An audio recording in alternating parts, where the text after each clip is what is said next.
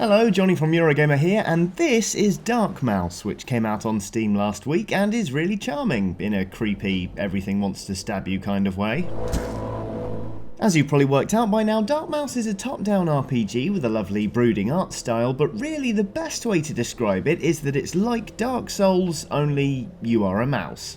Its DNA is practically identical, in fact. You explore the game world, killing enemies and earning something called marrow as you go. You can rest at campfires to restore your health and spend marrow on levelling up your character, but, of course, resting at a campfire will revive all the enemies you just killed. If you die, you drop all your marrow. If you then die again before recovering it from the place in which you died, it's gone forever. Told you it was similar to Dark Souls. Why are you a mouse, exactly? I have no idea, but that bit reminds me of excellent tabletop game Mice and Mystics, and that's alright with me. With all the similarities to the Souls series, there's a comforting familiarity to DarkMaus. It scratches the same itch and very quickly put me in the same mindset once I'd got the combat worked out. Unlike Dark Souls, however, it feels very much like an indie game, which makes it feel like less of a strenuous undertaking. It's an easier game to relax into, probably because the enemies are less horrible to look at than some of the creations From Software has thrown our way over the years. You also get a bit more of a safety net than Dark Souls in that you can collect some ghostly companions along the way.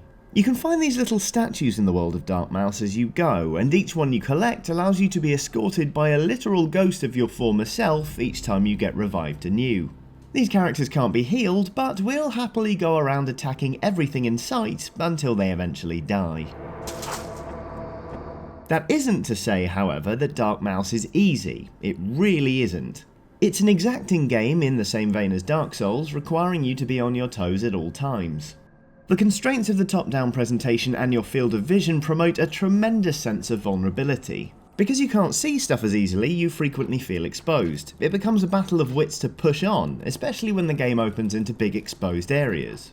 Logically, you know there's a doorway or a branching path somewhere, but you've got no idea what you might run into on the way there. It quickly had me falling back on old habits ingrained during the first Dark Souls and very much alive during my time with Bloodborne. The habits that send me running back to the campfire to level up because I'm too afraid to press on and risk losing the marrow, souls or blood echoes I just earned. I'm a coward. I can accept that. The levelling system in DarkMaus, since we're talking about that kind of thing, is pleasingly comprehensive. As well as allowing you to upgrade individual stats like stamina and health, it also lets you prioritise certain weapon types. If you've taken to using the spear, for instance, you can pour your marrow into that weapon type to the exclusion of all others.